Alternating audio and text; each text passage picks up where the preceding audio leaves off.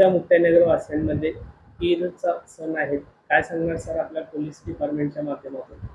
जय हिंद.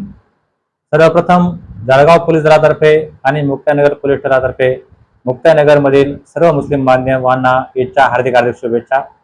अद्याप पाहावे तो मुक्ताईनगरच्या इतिहासात ईद सण हा मुक्ताईनगरमधील मुस्लिम आणि हिंदू बांधवांनी अतिशय एकोप्याने आणि अतिशय उत्साहाने साजरा केलेला आहे. यापुढेही हीच परंपरा कायम राहील. अशाच पद्धतीने अतिशय उत्साहात आनंदात ईद हा सण या ठिकाणी आपण साजरा करूयात. सर्व मुस्लिम बांधवांना ईद निमित्त खूप खूप हार्दिक शुभेच्छा. तसेच कुठल्याही प्रकारे सोशल मीडियावर कुठलाही अफवा पसरवू नये हे असं आम्ही आवाहन करत आहोत. आणि अमन आणि शांती हा एकोपाचा आपण संदेश यापुढेही मुक्ताईनगर मधील हिंदू मुस्लिम एकता जागरूक ठेवून साजरा करूयात. थँक्यू. जय हिंद. दादा, नुकताच गुढीपाडवा पार पडलेला आहे आणि 14 तळाचा सत्याग्रह डॉक्टर बाबासाहेब आंबेडकर यांनी संघर्ष केला आणि त्यासोबतच आता उद्या ईद येणार आहे. काय सांगणार? सर्वात आधी नमस्कार. आणि मी कालच गुढीपाडव्याच्या निमित्त सर्व हिंदू बांधवांना नवीन वर्षाच्या मराठी नवीन वर्षाच्या हार्दिक शुभेच्छा दिलेल्याच होत्या.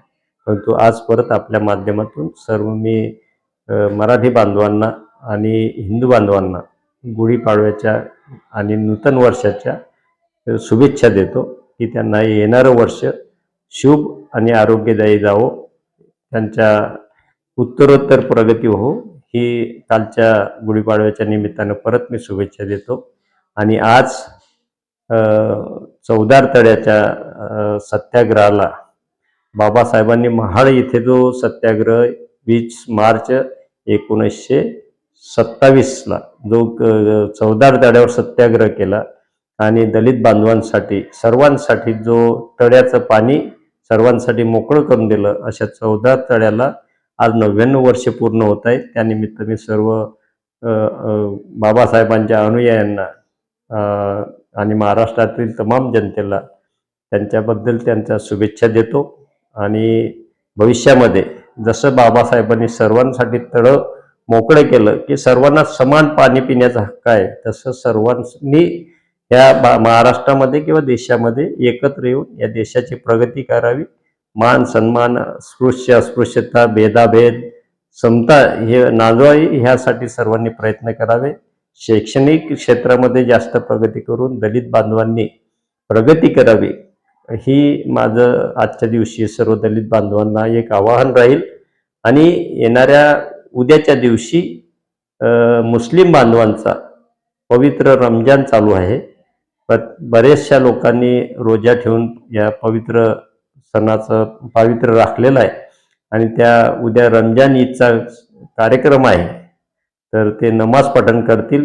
मी त्या सर्वांनाही शुभेच्छा देतो आणि त्यांनाही विनंती करतो, अल्लालाही विनंती करतो की त्यांनी या भारतासाठी, या देशासाठी आणि या महाराष्ट्रासाठी, तमाम जनतेसाठी शुभकामना द्यावी, शुभकामना मागावी. आणि या देशामध्ये सर्व धर्म समभाव, कोणाचे भेदाभेद नको, धर्माचे भेदाभेद नको, सर्वांनी एकत्र येऊन समाजाची उन्नती करावी, देशाची उन्नती करावी. राष्ट्राला पुढे नेण्यासाठी हिंदू, मुस्लिम, शीख, ईसाई सर्वांनी, या देशातील सर्व जाती व धर्माच्या लोकांनी एकत्र येऊन यातून एकता निर्माण करावी, संघटना निर्माण करावी आणि या देशाला प्रगतीसाठी हातभार लावा. ह्या सर्वांना मी आज शुभेच्छा देतो. आणि सर्वांनी एकत्र नांदून या देशाची प्रगती करावी, हे परत आव्हान. दादा, उद्या ईद आहे आणि आपल्या मुक्ताईनगरचा ईदची एक पार्श्वभूमी आहे सामाजिक एकतेची. हे बघा, मी मुक्ताईनगरमध्ये येऊन मला 35 वर्ष झाले. मी 35 वर्षापासून बघतोय की या मुक्ताईनगर शहराची एक वैशिष्ट्य आहे की ज्यावेळी हिंदू बांधवांचा सण येतो तेव्हा सर्व हिंदू बांधवांना शुभेच्छा देणारे, मुस्लिम असतील, दलित असतील, हे सर्व एकोप्याने येतात आणि हिंदू बांधवांच्या सणामध्ये एकत्रित सहभाग नोंदवतात. तो दसरा असेल, दिवाळी असेल, पाडवा असेल, या प्रत्येक वेळेस हिंदू धर्मियांना शुभेच्छा देण्यासाठी मुस्लिम बांधव सुद्धा पुढे येतात, बौद्ध बांधव सुद्धा पुढे येतात. ज्यावेळेस बाबासाहेबांचं किंवा गौतम बुद्धांची काही जयंती असेल किंवा कोणता सण उत्सव असेल, त्या बौद्ध धर्मियांना सुद्धा शुभेच्छा देण्यासाठी हिंदू बांधव आणि मुस्लिम बांधव पुढे येतात. आणि सर्व एकोप्याने जयंत्या काढतात किंवा कोणताही उत्सव साजरा करतात. तसंच रमजानचंही आहे. मी कमीत कमी 30-35 वर्षापासून ईदगाहवरती मुस्लिम बांधवांना शुभेच्छा देण्यासाठी जातो. माझ्यासोबत राजकीय क्षेत्रातील बरेचसे पदाधिकारी येतात, नेते येतात आणि प्रशासकीय अधिकारी. आजपर्यंतचं एक वैशिष्ट्य असं आहे की आम्ही जेव्हाही नमाज झाल्यानंतर सर्व मुस्लिम बांधव जेव्हा घरी जाण्यासाठी निघतात तेव्हा आमच्या शासकीय अधिकारी असतील, तहसीलदार असतील किंवा PI असतील, DYSP असतील, पोलीस बांधव असतील किंवा इतर शासकीय कर्मचारी आणि त्यांच्यासोबत आम्ही राजकीय किंवा सामाजिक क्षेत्रातील लोक हजर असतो.